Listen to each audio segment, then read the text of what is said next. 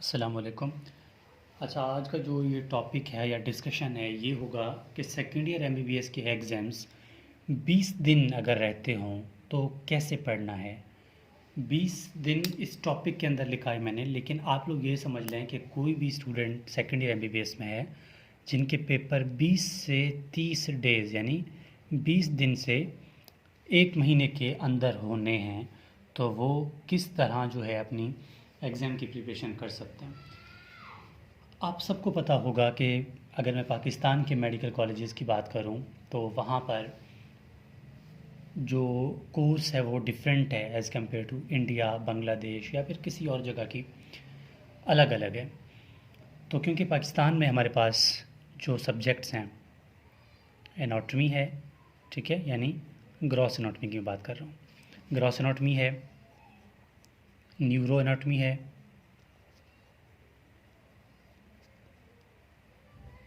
ठीक है, बायोकेमिस्ट्री है और फिजियोलॉजी है। ठीक हो गया। अब अगर आपके पेपर जो हैं 20 दिन या एक महीने के अंदर होने हैं तो आपने कैसे पढ़ना है। सबसे पहली बात तो ये है कि ये वो स्टूडेंट्स जिन्होंने लाज़मी बात है किसी मजबूरी की वजह से नहीं पढ़ा होगा, किसी कन्फ्यूजन की वजह से, ठीक है। अदरवाइज़ तो जो एमबीबीएस में आ जाता है वो सबको पता होता है कि पढ़ना ज़रूरी है। अब देखो, ये ग्रॉस एनाटॉमी हो, न्यूरो एनाटॉमी, बायोकेमिस्ट्री और फिजियोलॉजी, ये हमारे पास सब्जेक्ट्स होते हैं। अब सबसे ज़्यादा अगर मैं बात करूँ जनरल एनाटॉमी की, तो एक बात और भी है कि यहाँ पर एनाटॉमी के साथ साथ आपको हिस्टोलॉजी और एम्ब्रियोलॉजी, ठीक है, ये भी आपके सब्जेक्ट एनाटॉमी में आते हैं।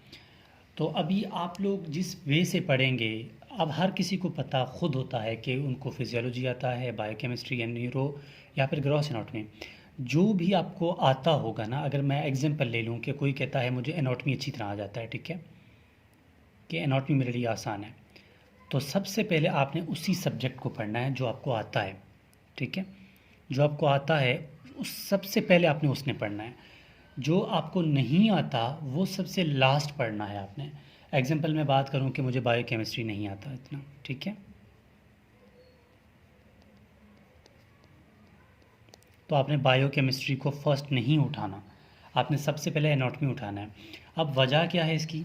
देखिए, इसकी वजह ये है, अगर आपको बायोकेमिस्ट्री नहीं आता और आप बायोकेमिस्ट्री उठाते हैं तो बायोकेमिस्ट्री आपका टाइम वेस्ट करेगा, आपको चीज़ें समझ नहीं आएगी, आपका जो कॉन्फिडेंस है वो और लूज़ होता जाएगा, ठीक है, आपसे काम नहीं हो सकेगा, आपका टाइम ज़्यादा वेस्ट होगा।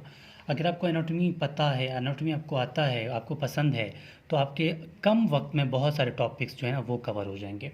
तो ये था फर्स्ट पॉइंट कि आपने कौन सा पढ़ना है। सेकेंडली पॉइंट, आपको सबसे पहले पढ़ना क्या है अभी, ठीक है। सबसे पहले आपको सब पूरे एनाटॉमी के अंदर ना हर एक कोई भी आप वीडियो चैनल उठा के देख लें, कोई भी यूट्यूब उठा के देख लें, इवन कि मेरे अपने चैनल पे भी मौजूद है कि important topics of second year MBBS, ठीक है, इंपॉर्टेंट टॉपिक्स ऑफ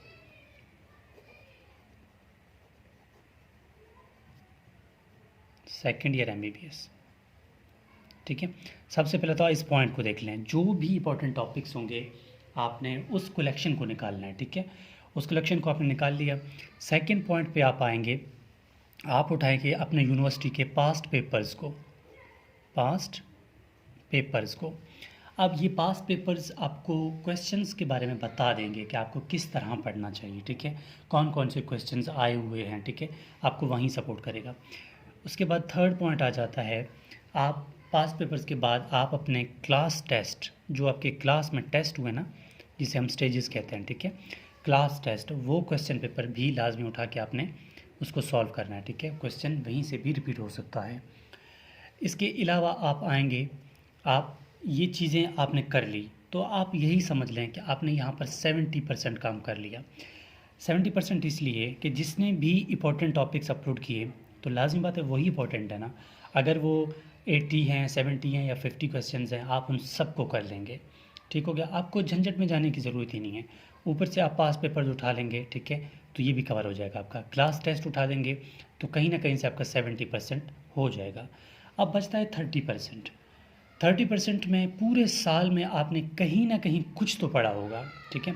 जो कुछ भी ना पढ़े ना, उसको एक कम से कम एक टॉपिक तो पता होगा ना हर एक सब्जेक्ट से, तो कहीं ना कहीं से आप 10% वहीं कर लेंगे, ठीक है। तो ये टोटल होते हैं हमारे पास 80%, ठीक है। समझे, 80% आपका काम इसी से हो गया। अब लास्ट 20% किस तरह होगा? लास्ट 20% आपके MCQs आएंगे, ठीक है। अब कुछ MCQs जो है ना, कुछ MCQs टोटली बाज़ औक़ात बलूचिस्तान के मेडिकल कॉलेजेस में ज़्यादातर पास्ट रिपीट हो जाते हैं, ठीक है। पास्ट MCQs,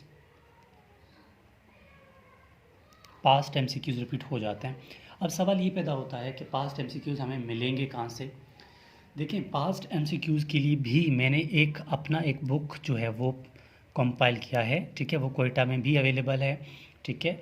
और किस शॉप में अवेलेबल है इसकी सारी डिटेल जो है मैंने एक वीडियो में बता दिया था, आप चेक कर लें, आपको मिल जाएगा।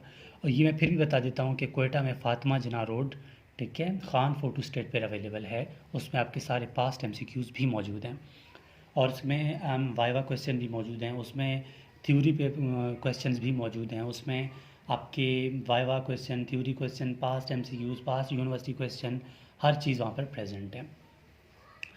फिर आप हर एक सब्जेक्ट के लिए इसी तरह काम करें। अगर मैं न्यूरो एनाटॉमी की बात करूं, ठीक है, ये तो ओवरऑल सब्जेक्ट की बात है। न्यूरो एनाटॉमी के लिए ज़्यादा से ज़्यादा एक सवाल या दो सवाल आता है। न्यूरो एनाटॉमी के लिए सबसे पहले आपने फोर्थ वेंट्रिकल को सही तरह करना है, ठीक है। उसके पास आप CSF को कर लेंगे, CSF इसकी पूरी होल डिस्क्रिप्शन करेंगे, ठीक है। जो भी इंपॉर्टेंट टॉपिक्स हैं इसमें, सेरिबेलम है एग्जाम्पल, ठीक है, सेरिबेलम है। इसकी भी इंपॉर्टेंट टॉपिक्स मैंने अपलोड कर दिए कि न्यूरो एनाटॉमी के ऑल इंपॉर्टेंट टॉपिक्स कौन कौन से हैं। तो वही बात आ जाती है कि इस 20 से 1 महीने के अंदर अगर आप ये काम कर लेंगे तो आई थिंक, जहाँ तक मुझे लगता है कि 20 दिन के अंदर आराम से आप इन चीज़ों को कवर कर लोगे। अगर किसी का 30 डेज़ यानी 1 महीना रहता है तो वो 20 दिन के अंदर तो ये कर ले, ठीक है। बाकी 10 डेज़ जो बचता है उसकी रिवीजन कर ले साथ साथ, और रिवीजन के साथ साथ जो भी इसको ज़्यादा इंपॉर्टेंट टॉपिक से लगता है कि इंपॉर्टेंट टॉपिक है और मैंने नहीं पढ़ा, तो वो वहीं से कर ले। तो आराम से गारंटी के साथ कह सकता हूँ कि आप इवन पास हो जाएंगे। कोई इतनी बड़ी बात नहीं है कि आप इस चीज़ों को गो थ्रू होना है आपको। कोई भी काम इतना मुश्किल नहीं होता, और कोई भी काम इतना भी इम्पॉसिबल नहीं होता जितना हमने अपने सर में बिठा रखा है कि ये नहीं होगा। ऐसा सवाल ही पैदा नहीं होता, क्योंकि ये मेरे सेल्फ कॉन्फिडेंस से गुजरा है। जब मैं सेकेंड ईयर MBBS में था तो मैं एक टॉपिक पढ़ रहा था, फैटी एसिड सिंथेसिस और beta oxidation of fatty acid. वो टॉपिक मुझे समझ ही नहीं आ रहे थे कि कैसे होगा। उसके लिए पता नहीं मैंने कितने वीडियोज़ देखे, क्या कुछ नहीं किया, समझ ही नहीं आ रहे थे। तो फिर उसके साथ जब मैंने अपने चैनल पे उसकी वीडियो बना दी, तो आप जाके चेक कर सकते हैं कि आज कितने व्यू आए हुए हैं उस वीडियो पे।